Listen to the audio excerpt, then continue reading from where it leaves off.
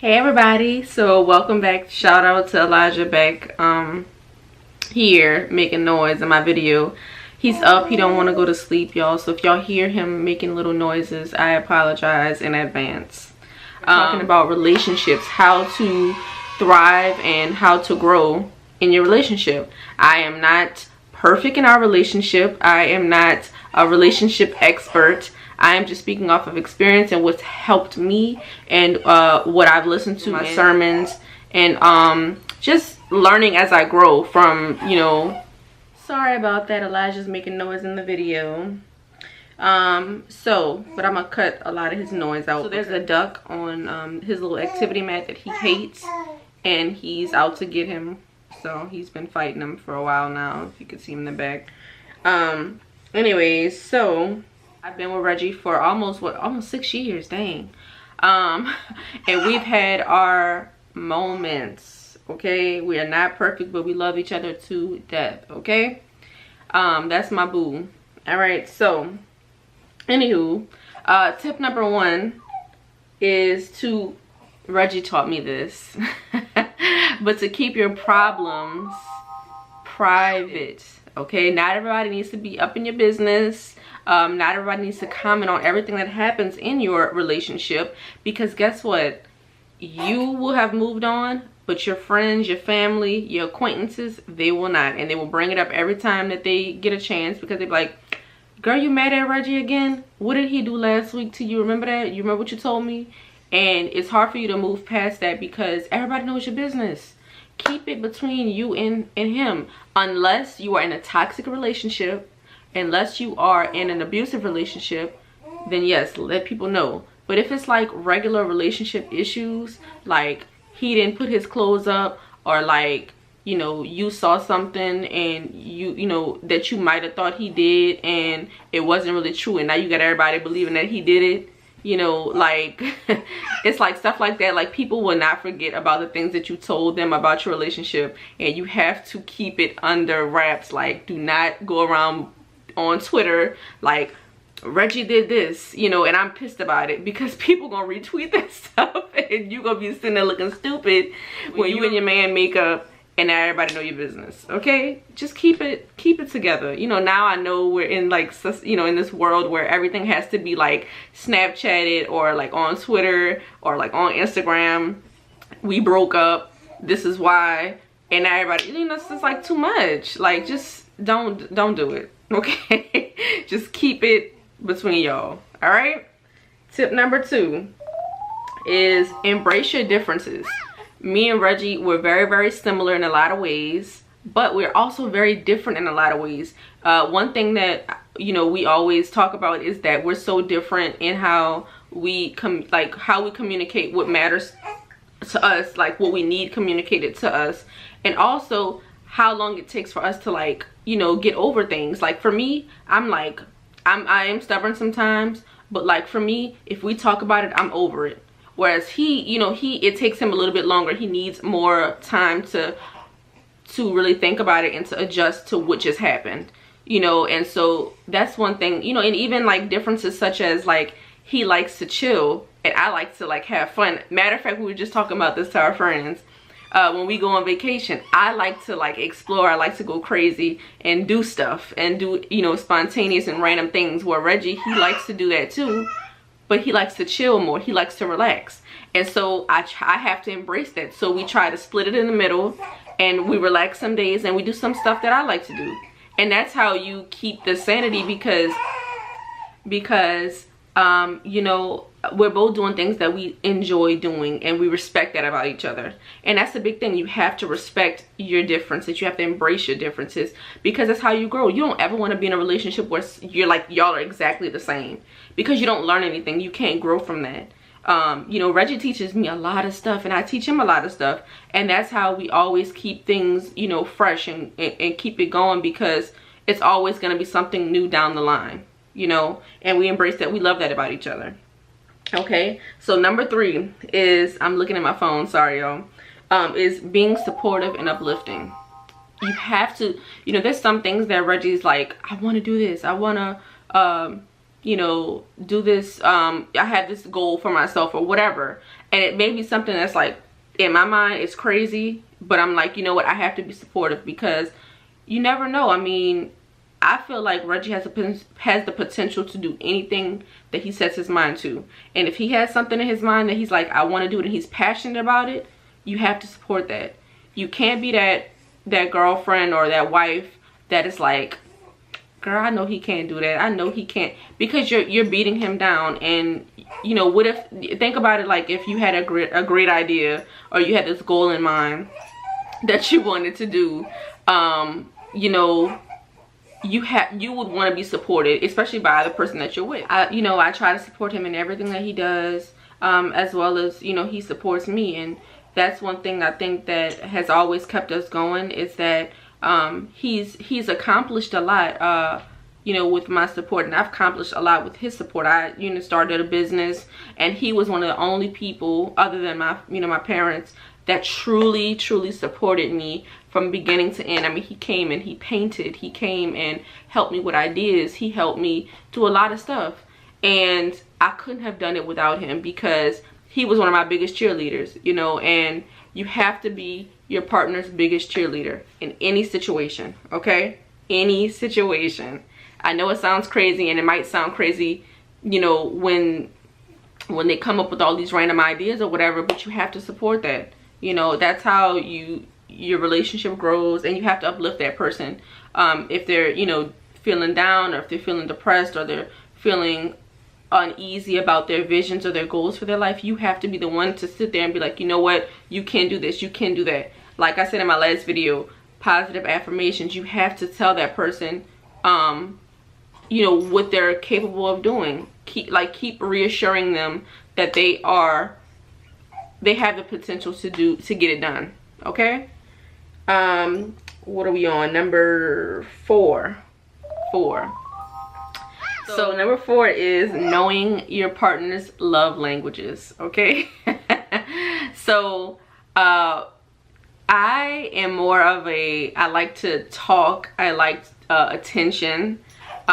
Reggie is more like, he likes hugs, he likes kisses, he likes physical touch. I'm more of like verbal.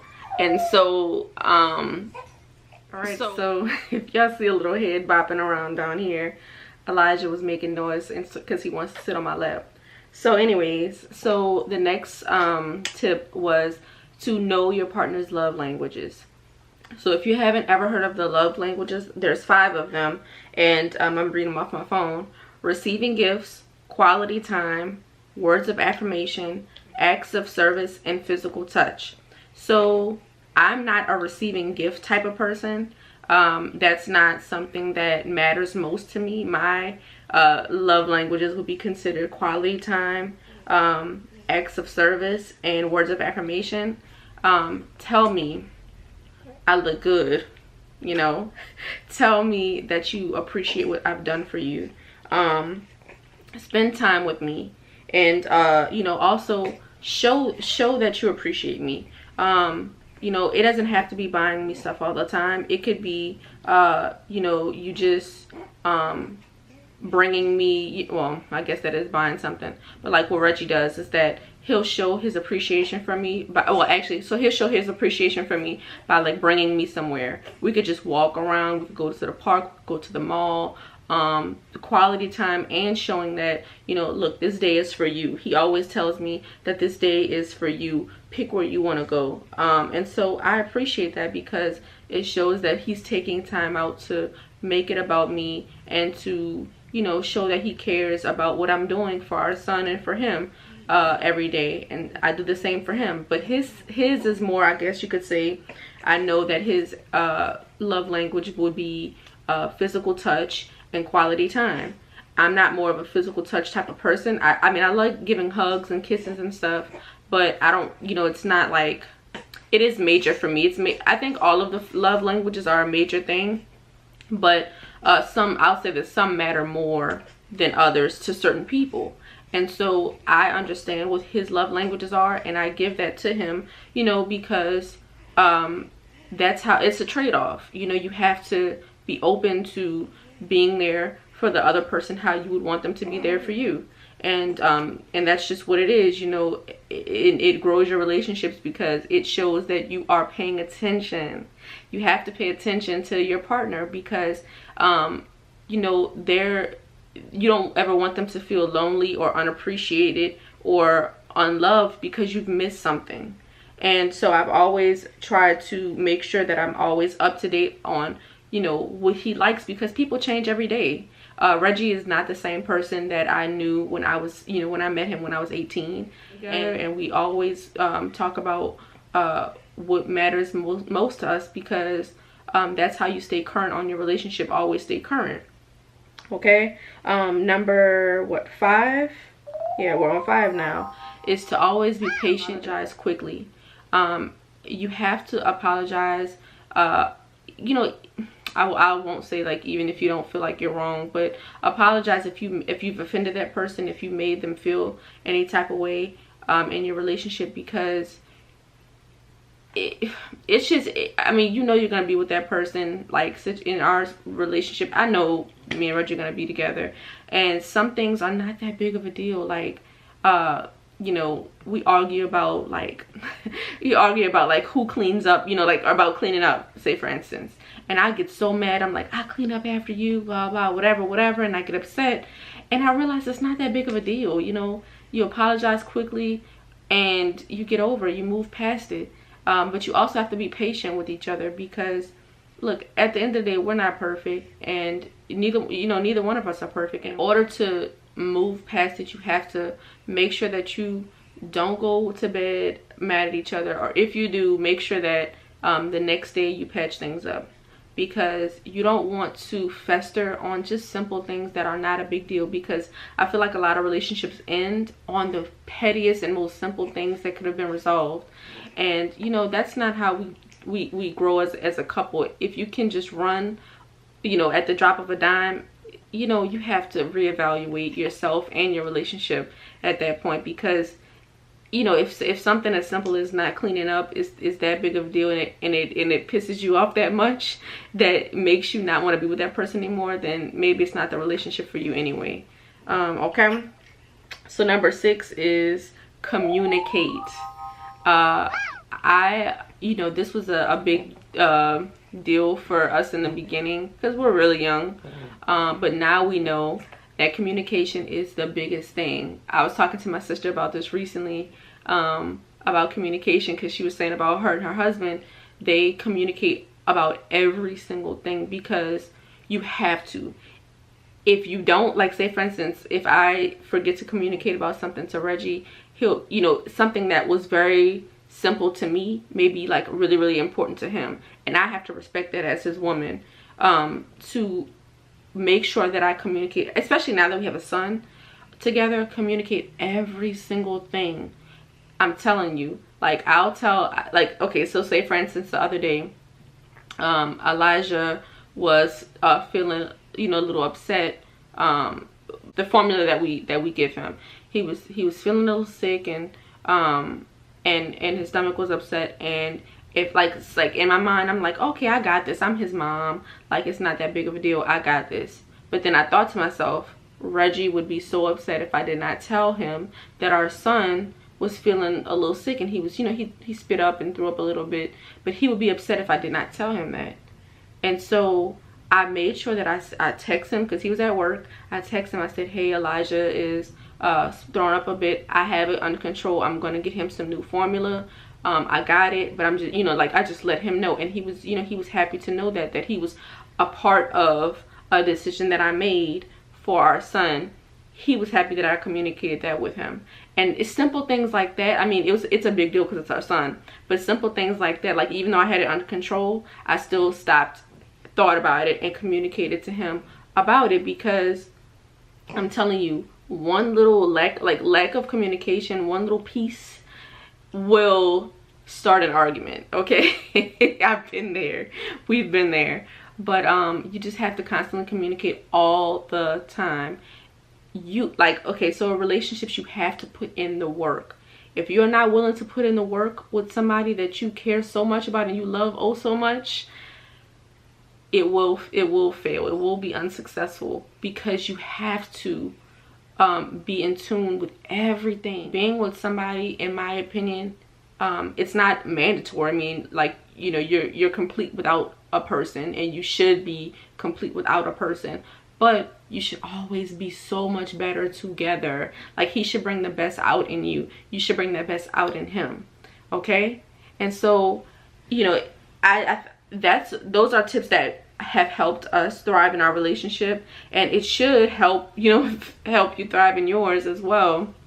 All of those are, it sounds so basic, but I promise you it's so real.